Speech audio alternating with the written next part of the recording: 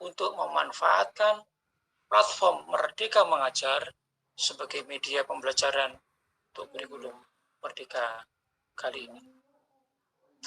Pelaksanaan webinar ini dilaksanakan dengan rentang waktu mulai tanggal 18 April hari ini sampai akhir bulan Juni 2022 dengan mempertimbangkan waktu implementasi kurikulum Merdeka yang akan dilaksanakan pada awal semester baru, yaitu bulan Juli 2022 bagi satuan pendidikan yang memilih pilihan mandiri berubah dan mandiri berbagi. Setiap seri webinar akan membahas topik-topik yang berkaitan dengan persiapan implementasi kurikulum Merdeka secara mandiri, antara lain filosofi kurikulum Merdeka yang saat ini, hari ini kita laksanakan, kemudian struktur kurikulum Merdeka, kurikulum operasional tingkat satuan pendidikan, capaian pembelajaran, asesmen, proyek penguatan profil pelajar Pancasila, kemudian juga ada layanan helpdesk, komunitas belajar yang mendukung IKM, serta beberapa topik yang lebih menarik yang akan kita sajikan kemudian. Narasumber webinar adalah para praktisi pendidikan, tenaga profesional, kepala satuan pendidikan, dan guru yang telah menerapkan kurikulum Merdeka. Melalui webinar ini diharapkan seluruh kepala sekolah dan guru di satuan pendidikan yang telah mendaftarkan di IKM atau implementasi kurikulum Merdeka dapat mempersiapkan diri untuk menerapkan kurikulum secara mandiri sesuai dengan pilihan masing-masing, baik itu mandiri belajar, mandiri berubah, serta mandiri berbagi. Selanjutnya pada saatnya nanti mohon Bapak Dirjen berkenan memberikan arahan sekaligus membuka seri webinar implementasi kurikulum Merdeka dan platform Merdeka Mengajar ini. Namun izinkan saya menyampaikan sebuah pantun. Berjalan-jalan ngabuburit menjelang buka puasa. Buka puasa dengan kurma madu. Ayo gotong royong dukung implementasi kurikulum Merdeka untuk mewujudkan Indonesia maju. Demikian Pak Dirjen, laporan yang bisa kami sampaikan. Mohon maaf jika ada kesalahan dan kami ucapkan terima kasih kepada rekan-rekan tim Pokja Publikasi Data dan Komunikasi Dirjen GTK serta tim PSKAP yang telah mempersiapkan selenggaranya webinar kali ini. Selamat mengikuti webinar. Akhir kata, billahi taufiq wal hidayah. Wassalamualaikum warahmatullahi wabarakatuh. Om Santi Om. Terima kasih. Assalamualaikum warahmatullahi wabarakatuh. Terima kasih banyak pada Bapak Dr. Rahmadi Widiharto MA yang telah menyampaikan laporan untuk sesi webinar ini. Berikutnya, mari kita simak bersama sambutan dan pembukaan dari webinar implementasi kurikulum Merdeka dan platform Merdeka Mengajar oleh Bapak Dr. Iwan Syahril PhD sebagai Direktur Jenderal Guru dan Tenaga Kependidikan Kemendikbudristek. Pada Bapak Dr. Iwan Syahril PhD, dipersilahkan. Assalamualaikum warahmatullahi wabarakatuh. Salam sejahtera untuk kita semua. Shalom, Om Swastiastu, Namo Buddhaya, salam kebajikan, Rahayu, dan selamat siang untuk kita semua. Yang saya hormati, Direktur Guru Pendidikan Dasar, Bapak Dr. Rahmadi Widiharto, PLT Kepala Pusat Kurikulum dan Pembelajaran, Dr. Anda Zulfikri Anas MED, Ibu Bapak Pejabat di Lingkungan Kemendikbudristek, Ibu Bapak Kepala Dinas Pendidikan Provinsi dan Kabupaten Kota, Ibu Bapak narasumber, dan Ibu Bapak Kepala Sekolah, pengawas sekolah, para guru, pemangku kepentingan lainnya yang hadir pada pagi hari ini. Pertama-tama saya mendoakan kita semua ada dalam keadaan sehat walafiat, serta selalu diberi berkah kesehatan dan kebahagiaan dalam menjalankan aktivitas kita dalam bulan yang penuh rahmat ini. Terima kasih saya ucapkan kepada Bapak Rahmadi, Direktur Guru Pendidikan Dasar yang telah membuat laporan terkait pelaksanaan webinar implementasi kurikulum Merdeka ini. Saya sangat senang sekaligus bersyukur karena siang ini kita dapat menyapa secara virtual dari Dinas Pendidikan Provinsi, Kabupaten, dan Kota, para pengawas sekolah, kepala sekolah, dan guru dari berbagai satuan pendidikan yang telah mendaftar implementasi kurikulum merdeka secara mandiri, baik yang telah memilih mandiri belajar, mandiri ubah, dan mandiri berbagi. Saya berharap pertemuan virtual dalam rangka pendampingan implementasi kurikulum merdeka secara mandiri, serta dukungan platform Merdeka Mengajar dapat memperkaya pengetahuan kita bersama, serta dapat menyamakan visi kita dalam melakukan transformasi pendidikan di Indonesia. Ibu Bapak yang saya hormati, sebagaimana yang kita ketahui, kejadian luar biasa 2 tahun belakangan ini dengan pandemi COVID-19 telah menyebabkan krisis pembelajaran dan meningkatnya kesenjangan pembelajaran antar wilayah dan antar kelompok sosial ekonomi, serta hilangnya pembelajaran atau learning loss. Pandemi ini juga membuat kita tersentak akan pentingnya teknologi bagi dunia pendidikan. Seketika kita disadarkan bahwa kegiatan pembelajaran tidak hanya bisa dilakukan secara tatap muka, tetapi dapat juga dilakukan secara daring dengan menggunakan berbagai media. Untuk menjawab krisis pembelajaran tersebut, Kementerian Pendidikan, Kebudayaan Riset, dan Teknologi telah meluncurkan kurikulum merdeka dan platform Merdeka Mengajar pada Jumat 11 Februari 2022. Arah kebijakan kurikulum merdeka lebih fokus kepada materi yang esensial, struktur kurikulum yang lebih fleksibel, dan memberikan keleluasaan bagi para guru untuk menggunakan berbagai perangkat ajar sesuai dengan kebutuhan dan karakteristik peserta didik. Selain itu, Kemendikbudristek juga memberikan dukungan teknologi melalui platform yang dapat mendukung sekolah dalam mengimplementasikan kurikulum merdeka. Satuan pendidikan yang ingin mengimplementasikan kurikulum merdeka secara mandiri dengan melakukan pendaftaran melalui https://kurikulum.gtk.kemdikbud.go.id. Saat ini, lebih dari 54.000 satuan pendidikan yang telah mendaftar untuk mengimplementasikan kurikulum merdeka secara mandiri.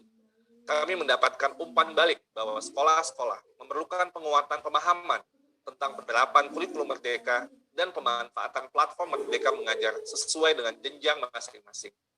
Untuk itulah, Ditjen GTK Kemendikbudristek menyelenggarakan seri webinar implementasi kurikulum merdeka dan platform Merdeka Mengajar yang akan membahas topik-topik menarik dan berbagi praktek baik dari para pendidik yang telah mengimplementasikan kurikulum merdeka dan menggunakan platform Merdeka Mengajar guna memberikan pendampingan kepada satuan pendidikan yang telah mendaftarkan diri sebagai pelaksana kurikulum merdeka secara mandiri. Ibu Bapak sekalian, saya berharap dengan adanya seri webinar implementasi kurikulum merdeka dan platform Merdeka Mengajar dapat mendukung para guru, kepala sekolah, dan pengawas sekolah untuk memperoleh pemahaman tentang kurikulum merdeka secara menyeluruh.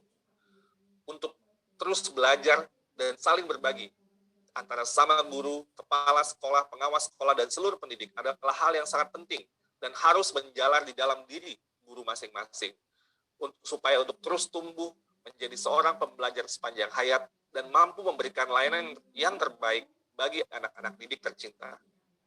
Sekian sambutan dari saya, dan dengan mengucapkan Bismillahirrahmanirrahim, seri webinar implementasi kurikulum merdeka dan platform Merdeka Mengajar, seri pertama secara resmi saya buka.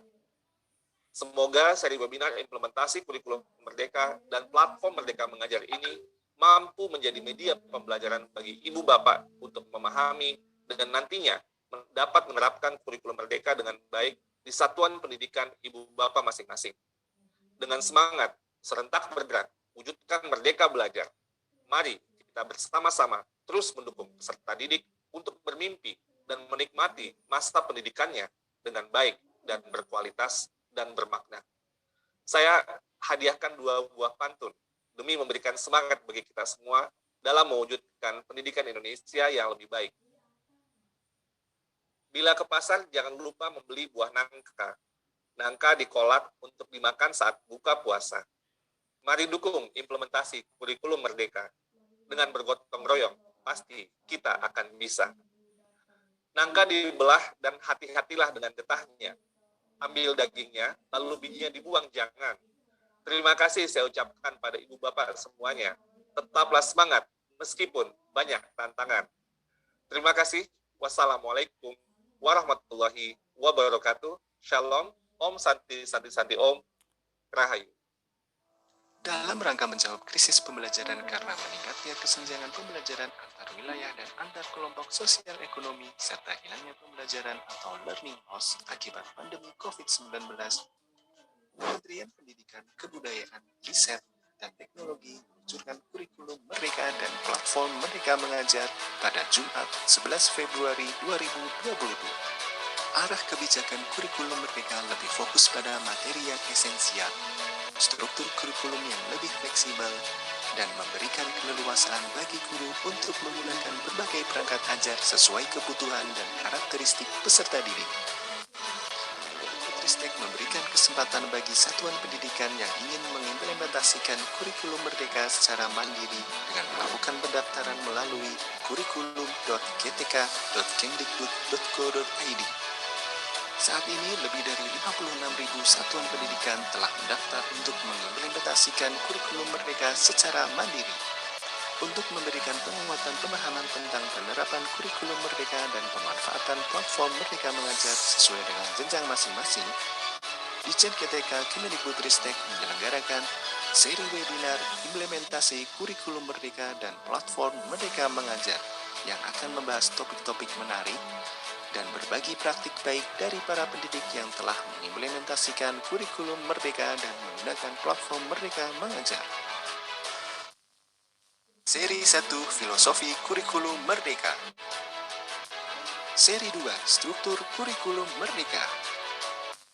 Seri 3 Kurikulum Operasional Tingkat Satuan Pendidikan. Seri 4 Capaian Pembelajaran. Seri 5 Asesmen Pembelajaran. Seri 6 Proyek Penguatan Profil Pelajar Pancasila. Seri 7 Komunitas Belajar untuk mendukung implementasi kurikulum Merdeka. Mari ikuti dan ajak rekan pendidik lainnya untuk mengikuti seri webinar implementasi kurikulum Merdeka dan platform Merdeka Mengajar.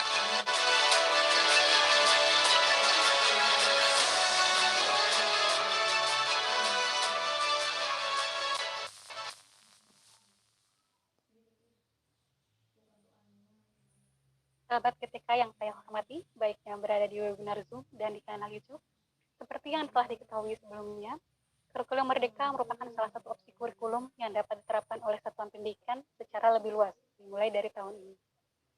Sesi pertama dari rangkaian seri webinar ini akan membahas mengenai filosofi kurikulum Merdeka, platform Merdeka Mengajar, dan pandangan serta pengalaman tentang kurikulum Merdeka dari perwakilan guru. Sebelum kita beranjak ke sesi bersama para narasumber, saya mengajak Bapak Ibu sahabat GTK di sini untuk secara aktif berpartisipasi mengajukan pertanyaan kepada para narasumber kita yang nanti akan kita lakukan di sesi tanya jawab.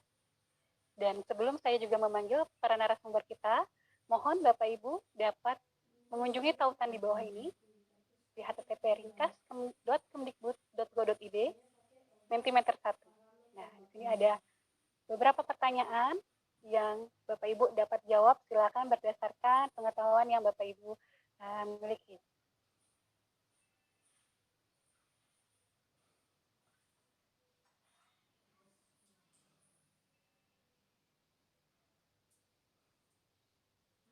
Baik, saya akan membacakan pertanyaan pertama. Menurut Bapak Ibu, apa keunggulan kurikulum Merdeka? Baik, kita akan menunggu hasil dari jawaban Bapak Ibu sahabat GTK semua. Bebas, ya di sini sudah ada yang menjawab bebas. Ada yang bilang lebih fleksibel, kemudian lebih leluasa. Nah, di sini banyak fleksibel ya, terstruktur. Kemudian fokus pada passion atau minat peserta didik. Ada yang mengatakan kebebasan eksplorasi sumber belajar, berorientasi pada peserta didik, kemudian memudahkan guru untuk menggunakan kurikulum sesuai konteks daerahnya. Lalu juga ada sesuai karakteristik sekolah, tidak lagi menyertakan kriteria ketuntasan atau KKM. Jadi tidak lagi terbelenggu. Wah, di sini senang sekali, banyak sekali respons yang kami dapatkan ya. Di sini banyak yang tentang fleksibel, kemudian materi esensial, student center, lalu juga memiliki materi diinginkan sekolah sesuai dengan tujuan sekolah. Ada yang juga merdeka, efisiensi pembelajaran. pusat pada peserta didik, kemudian juga lebih fokus pada capaian belajar sesuai dengan gaya belajar siswa yang menyenangkan. Luar biasa sekali partisipasi dari Bapak Ibu semua. Alhamdulillah semuanya responsnya positif ya Bapak Ibu. Nah, saya akan membacakan pertanyaan kedua. Mengapa kurikulum merdeka menjadi opsi dan tidak ditetapkan saja di semua satuan pendidikan? Silakan Bapak Ibu untuk menjawab.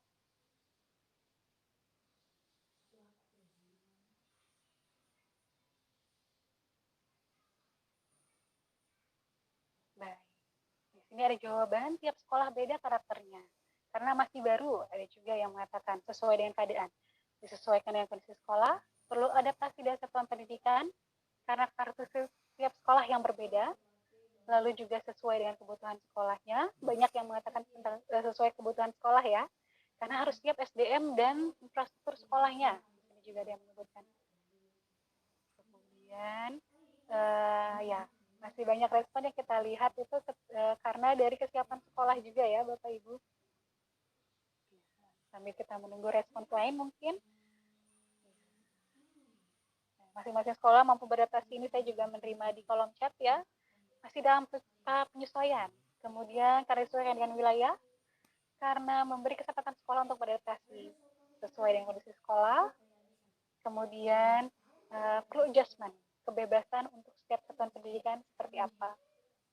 Banyak dari tadi ya jawabannya ya terkait adaptasi, kesiapan sekolah, kemudian agar sesuai dengan kebutuhan sekolah masing-masing gitu ya. Jadi kita punya waktu yang lebih panjang gitu untuk dapat mengimplementasikan kurikulum ini dengan lebih baik.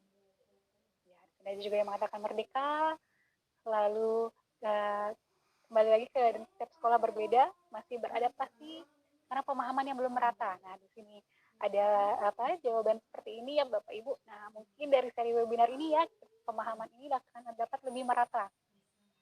Lalu juga karena kurikulum mereka secara bertahap yang akan dilaksanakan. Adaptasi dan sesuai kebutuhan sekolah. Ini juga yang mengatakan fleksibel untuk mengatasi krisis pembelajaran.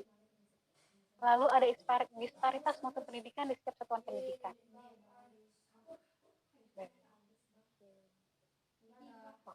Terima kasih sekali Bapak Ibu sahabat GPK untuk responsnya yang antusias ya untuk menjawab pertanyaan. Baik sahabat GPK yang saya banggakan, sampailah kita pada bagian yang kita nantikan bersama, yaitu diskusi lebih lanjut terkait kurikulum merdeka, platform Merdeka Mengajar dan implementasi kurikulum merdeka bersama para narasumber kita. Nah, di sini kita sudah hadir 3 narasumber yang luar biasa hebatnya. Saya perkenalkan, pertama ada Bapak Dr. Andes Zulfikri Anas, MED. Beliau merupakan PLT Kepala Pusat Kurikulum dan Pembelajaran, Badan Standar Kurikulum dan Asesmen Pendidikan, Kemendikbudristek. Apa kabar Pak Zul? Alhamdulillah kabar baik ya Bu Cici. Apa kabar Bapak Ibu semua? Sehat? Alhamdulillah Pak Zulfikri, terima kasih banyak atas kehadirannya. Mohon nanti dapat berbagi lebih lanjut tentang filosofi dan keunggulan kurikulum merdeka serta perbedaan esensial kurikulum merdeka gitu ya dari kurikulum sebelumnya. Selanjutnya saya akan menyapa narasumber kita yang kedua, Ibu Lasti Devira, SSNMM. Beliau merupakan tim platform Merdeka Mengajar. Selamat siang Ibu Lasti. Selamat siang Bu Kiki. Apa kabar Bu Lasti? Baik, alhamdulillah. Selamat siang juga untuk seluruh Bapak Ibu yang sudah hadir di webinar ini. Terima kasih banyak Bu Lesti. Mohon nanti dapat berbagi lebih lanjut tentang pengetahuan umum terkait platform Merdeka Mengajar ya Bu Lesti, serta konten terkait implementasi kurikulum merdeka. Ya, saya akan berpindah ke narasumber kita yang ketiga, yaitu Bapak Yudi Nugraha, SSI. Pak Yudi ini adalah guru fisika di SMA 1 Cikalongwetan, Kabupaten Bandung Barat. Nah, SMA 1 ini merupakan salah satu sekolah penggerak yang telah menerapkan kurikulum merdeka. Apa kabarnya Pak Yudi? Alhamdulillah baik Bu Kiki, sehat. Bapak Ibu semua sehat semua. Saya rasa Bapak Ibu sahabat GTK di sini akan sudah sangat antusias ya bagaimana penerapan dari kurikulum merdeka yang sudah dialami oleh Pak Yudi. Baik, Semoga dengan menyimak webinar ini, Bapak Ibu Sahabat PTK akan semakin semangat dalam mengimplementasikan kurikulum Merdeka. Sekali lagi, saya mengingatkan selama berlangsungnya diskusi dengan narasumber, mohon Bapak Ibu dapat berpartisipasi di kolom yang sudah disediakan untuk pertanyaan, ya. Jadi silakan banyak bertanya, ya apa saja yang di benak Bapak Ibu. Kemudian pertanyaan nanti akan ada beberapa yang dipilih untuk dijawab oleh para narasumber kita. Kemudian pertanyaan lainnya akan dijawab oleh para panelis di sini yang sudah siap untuk menjawab di kolom. Mohon Bapak Ibu dapat menyimak terus sampai akhir acara. Baik, saya akan langsung ke narasumber kita yang pertama, Bapak Dr. Andes Zulfikri Anas, MED. Baik, Pak Zulfikri, mohon dapat memaparkan lebih lanjut terkait apa saja filosofi di balik kurikulum Merdeka, latar belakangnya apa, kemudian keunggulan dari kurikulum Merdeka ini apa sih, Ya. serta perbedaan esensial dengan kurikulum sebelumnya. Silakan, Pak Zul. Baik, terima kasih Bu Kiki. Bismillahirrahmanirrahim. Assalamualaikum warahmatullahi wabarakatuh. Salam sehat selalu buat kita semua. Om Swastiastu, Namo Buddhaya, salam kebajikan, rahayu. Yang sama-sama kita hormati Bapak Dirjen GTK, Bapak Iwan Sahir, kemudian Bapak Direktur Rahmadi, Bapak Direktur Yaswati, dan Bapak Ibu yang luar biasa, sahabat pendidik kita, sahabat guru, dan Bapak Ibu Kepala Dinas, pengawas, dan semua yang hadir di ruangan ini. Sehat selalu. Baik, tadi kita sudah menyimak ya, jawaban itu sudah tuntas sebetulnya informasinya kalau dilihat dari jawaban gitu ya. Nah, Bapak Ibu, kita patut mengajukan apresiasi kepada panitia ini bisa mempertemukan kita di ruangan ini, dan ini ada 3.000 orang lebih ya peserta, luar biasa. Baik, Bapak Ibu, bicara kurikulum, esensinya adalah alat ya. Alat yang kita gunakan untuk membantu anak mencapai tujuan pendidikan yang sesungguhnya. Nah, kalau sebagai alat, Bapak Ibu, alatlah yang mengikuti kebutuhan anak seperti satuan pendidikan. Nah, sebelum itu saya akan mengajak kita untuk melihat ke belakang apa yang disampaikan oleh tokoh pendidikan kita, Ki Hajar Dewantara. Nah, karena kurikulum Merdeka ini basisnya adalah filosofi yang diungkapkan oleh Bapak Ki Pendidikan kita, Ki Hajar Dewantara, jauh sebelum Indonesia merdeka. Nah, satu hal yang menarik Bapak Ibu di sini, hidup tumbuhnya anak-anak itu terletak di luar kecakapan dan kehendak kita kaum pendidik. Nah, Bapak Ibu, selama ini mungkin kita lebih mendominasi proses belajar mereka.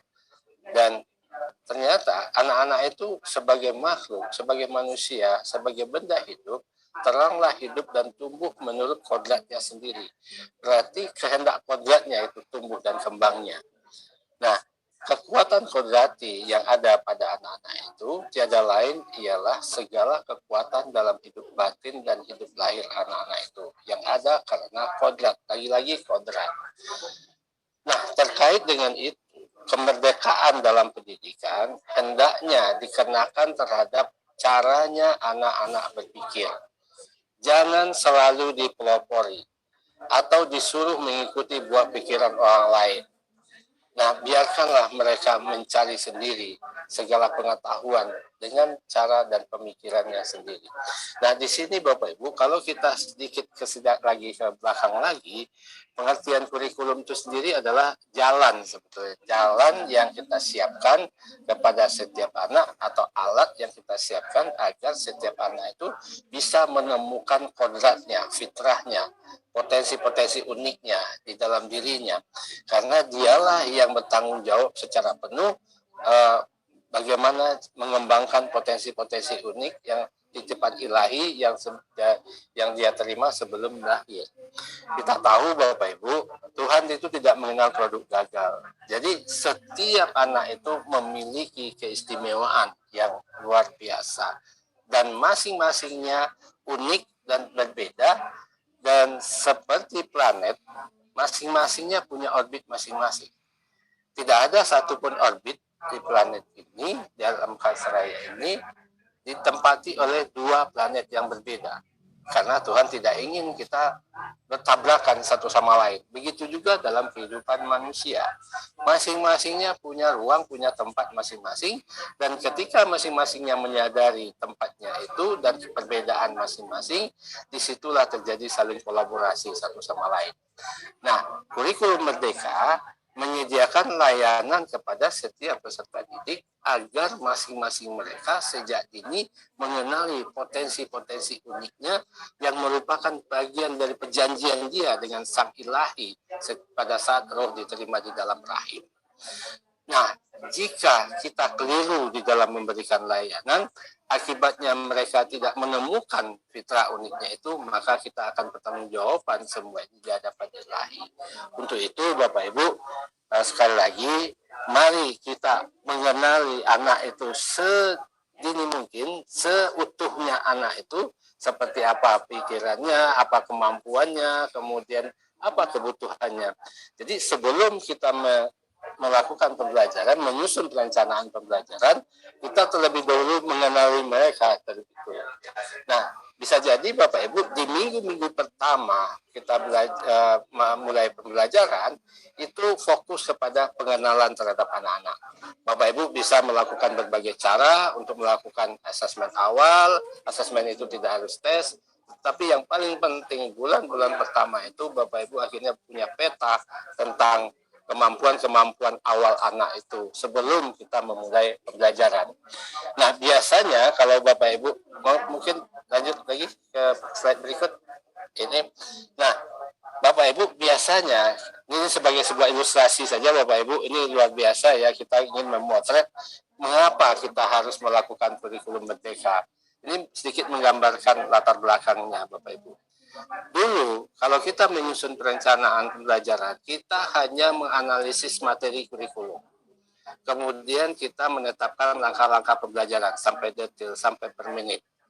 Kemudian begitu masuk ke kelas, anak harus mengikuti apa yang tertulis di dalam kurikulum itu, dalam rencana pembelajaran itu. Seandainya di saat itu telah ditetapkan pelajaran tentang perkalian, 2 kali pertemuan, maka Bapak Ibu Guru biasanya memulai langsung dengan materi perkalian. Padahal mungkin saja pada saat yang sama ada anak yang belum mengenal bilangan atau belum mahir operasi dasar itu. Apa yang terjadi ketika mereka dipaksa untuk mengikuti perkalian, maka terjadi gap sebetulnya, terjadi persoalan di dalam dirinya. Dan begitu selesai proses pembelajaran 2 kali pertemuan, pelajaran akan segera pindah ke yang lebih sulit lagi. Sementara anak-anak tadi masih punya persoalan. Terus sampai materi habis sampai di akhir semester. Semua materi sudah disampaikan sampai habis dan guru merasa hutangnya sudah selesai, sudah tuntas karena kurikulum sudah tuntas disampaikan. Namun apa yang terjadi di anak? Penyakit yang di minggu pertama tadi makin lama makin berat, makin lama makin berat, dan di akhir semester pada saat dia harus ujian sampai ujian kenaikan kelas, dia dalam posisi tidak memahami apa-apa sebetulnya, atau mungkin memahami sedikit, tapi yang lainnya itu akan menjadi beban buat dia. Nah, terus akhirnya di akhir semester dia harus naik, kemudian dengan mengacu kepada KKM, mungkin angkanya yang dinaikkan, kemudian KKM-nya diturunkan, sehingga anak itu naik, lalu setelah naik, beban anak itu makin berat. Terus naik, akhirnya pada saat dia tamat SMP, di SMA belajar tentang persamaan kuadrat dengan 1-2 variabel, mereka tidak bisa melakukan dengan baik, tidak bisa mengikuti, mungkin bahkan pingsan mereka. Nah, berarti di situ ada gap antara usia 16 tahun, tetapi kemampuan logika matematikanya masih tertinggal jauh di bawah mungkin setara dengan anak kelas 4 SD atau mungkin kelas 2 SD. Nah, ini gap ini yang menjadi salah satu ciri atau bukti bahwa ketertinggalan pembelajaran itu bukan hanya disebabkan oleh pandemi, tetapi itu merupakan mungkin kealpaan kita selama ini yang terlalu fokus kepada materi di kurikulum, tapi kurang memperhatikan dan abai terhadap perkembangan anak dari waktu ke waktu, sehingga si anak sekolah setiap hari, datang ke sekolah tiap hari, menerima pembelajaran, melaksanakan tugas dengan baik, kemudian dia menerima rapor dan semua diikuti, dan dia bersekolah tapi dia tidak belajar. Schooling but not learning. Nah, ini Bapak Ibu yang perlu kita sadari, bahwa mari kita mengubah semua itu dan fokus kepada anak. Kita lihat dari gambar ilustrasi ini Bapak Ibu. Selama ini proses pembelajaran, kalau ada 15 mata pelajaran, itu seperti kita pasangi selang 15 di kepala anaknya, masing-masing matematika sendiri-sendiri semuanya, lalu semuanya dituangi 15, dan anak harus menghafal ke-15-nya dalam tingkat yang sama. Nah, dengan demikian, Bapak Ibu, si anak itu harus mendapat materi yang sama.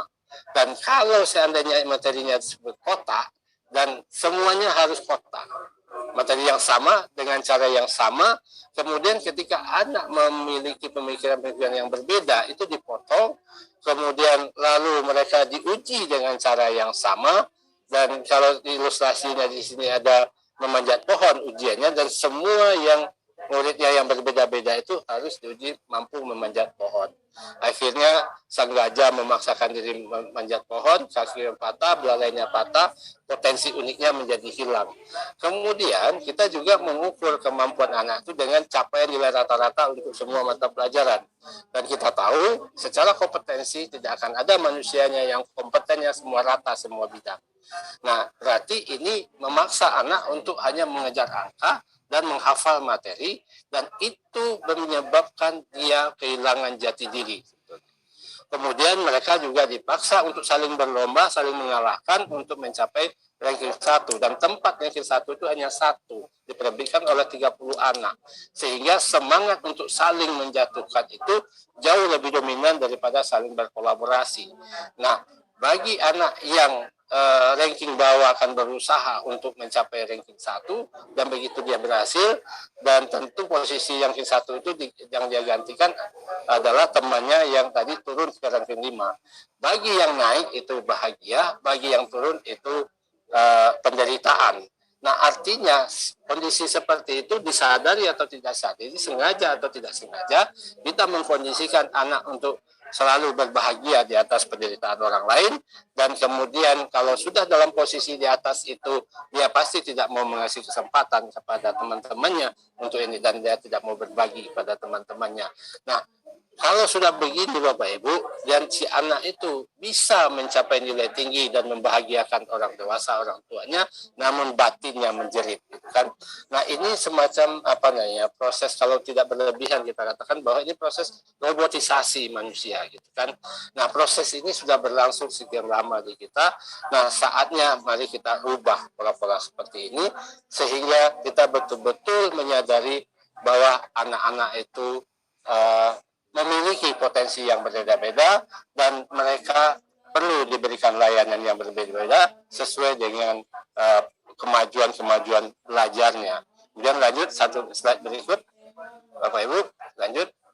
Nah, pertanyaannya Bapak Ibu, di manakah sebetulnya ruang kerja guru yang sesungguhnya? Lanjut lagi. Ternyata di alam pikiran, rasa, dan hati nurani manusia. Nah, di sini kalau kita simak Bapak Ibu yang disampaikan oleh beberapa tokoh, termasuk seperti Palmer ini, mendidik adalah membimbing siswa untuk melewati perjalanan dari dalam hati ke beragam cara yang benar untuk melihat dunia dan menjadikan diri sebagai seseorang di dunia. Nah, kalau kita kutip lagi dari Carol Dweck, tujuan pembelajaran sebenarnya adalah menguasai hal-hal yang baru. Yang menjadi pusat perhatian adalah mencari strategi-strategi untuk belajar. Saat ada ketidaklancaran, itu bukan berhubungan dengan kecerdasan murid. Ini hanya berarti strategi yang tepat belum ditemukan.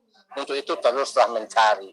Nah, sejalan dengan ini semua, Bapak Ibu, Ki Hajar Dewantara mengingatkan kita bahwa berikanlah waktu dan ruang yang cukup kepada anak untuk mengolah pikirnya, mengolah hatinya, mengolah rasanya, mengolah kasanya, mengolah raganya. Nah, kalau begini Bapak Ibu, proses pembelajaran yang ideal, yang ini adalah proses yang betul-betul memberikan ruang yang seluas-luasnya kepada peserta didik agar mereka bisa menemukan cara yang tepat bagi dia untuk mengembangkan potensi-potensi masing-masing yang berbeda, sehingga masing-masing anak menyadari sejak dini perbedaan potensi di antara mereka itu adalah perbedaan posisi yang sangat berguna ketika dia saling berkolaborasi.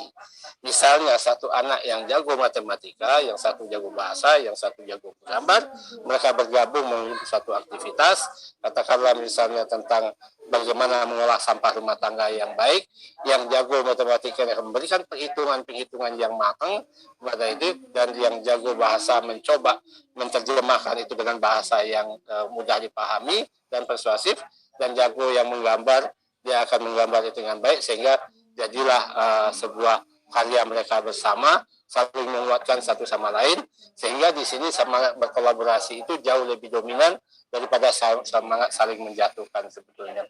Ini salah satu ciri proses pembelajaran yang yang merdeka itu. Jadi sehingga anak menyadari betul bahwa perbedaan di antara mereka itu adalah kekuatan, dan berkolaborasi itu adalah suatu keharusan dalam membangun harmoni dalam kehidupan. Kemudian lanjut.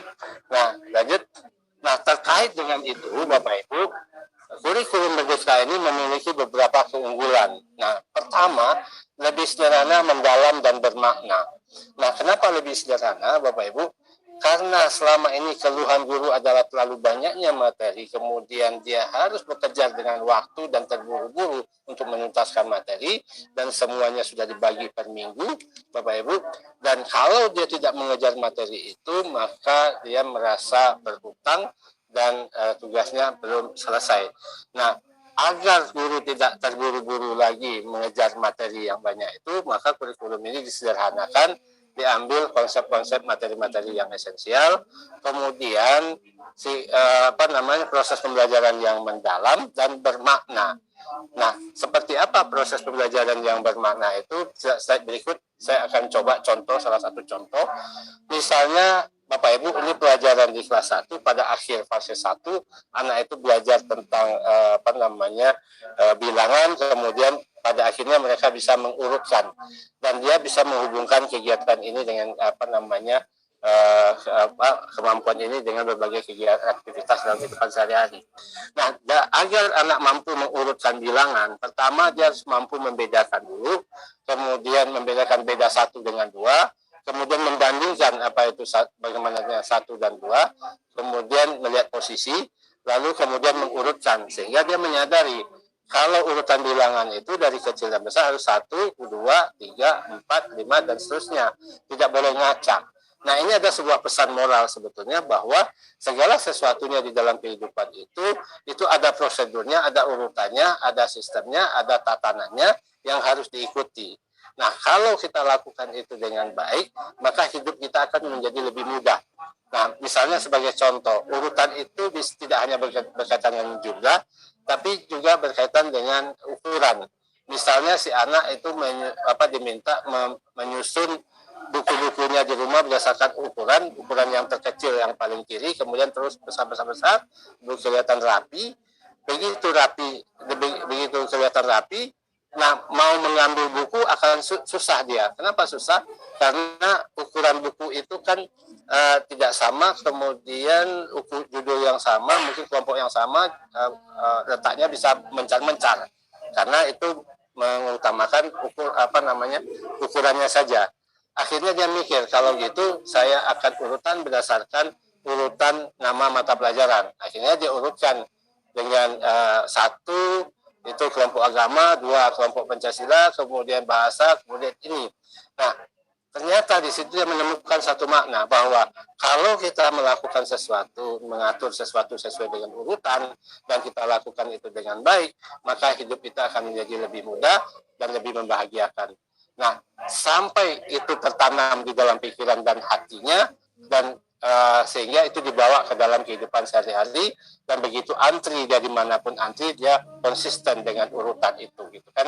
Nah, tentunya proses belajar ini membutuhkan waktu, membutuhkan strategi yang banyak, karena kemungkinan sekali pada saat guru memulai pembelajaran itu, si anak itu ada yang baru bisa membedakan, ada yang sudah bisa membandingkan, ada yang sudah bisa mengurutkan gitu kan. Nah, si guru harus tahu situ siapa-siapa anaknya yang sudah bisa membedakan dan membandingkan dan atau mengurutkan.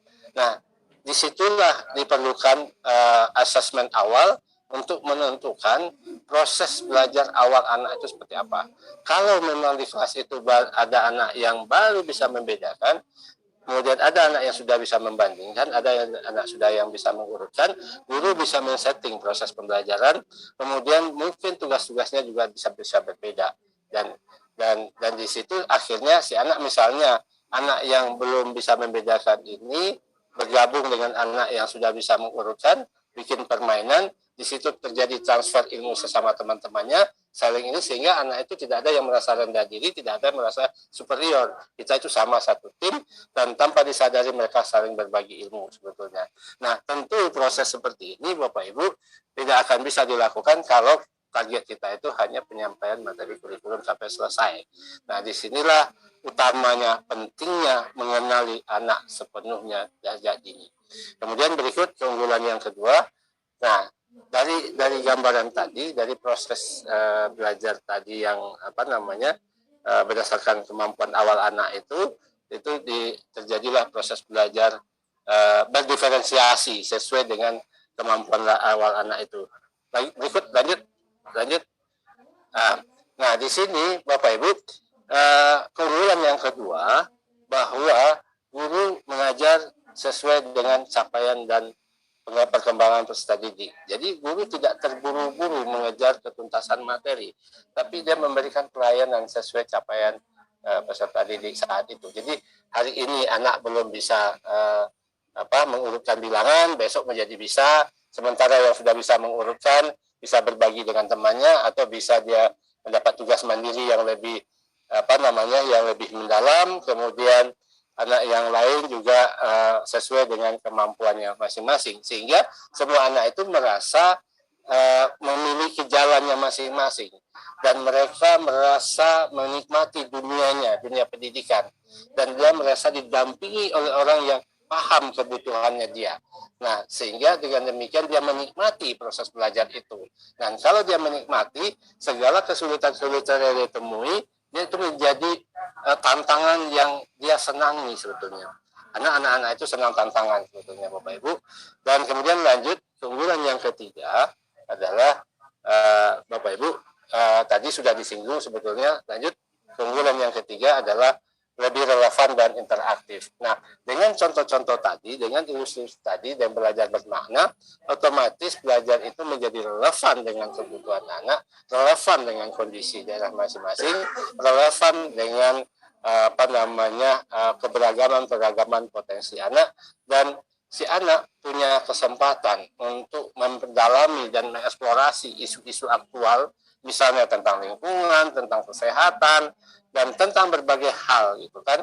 Nah, ini menantang mereka untuk menggunakan daya nalarnya, olah hatinya, olah pikirnya, olah rasanya, olah kasarnya sejak awal proses pembelajaran itu, sehingga dia betul-betul menyadari bahwa sebagai seorang manusia dia hadir sebagai khalifah di muka bumi, sebagai penyelesai masalah, bukan pembuat masalah.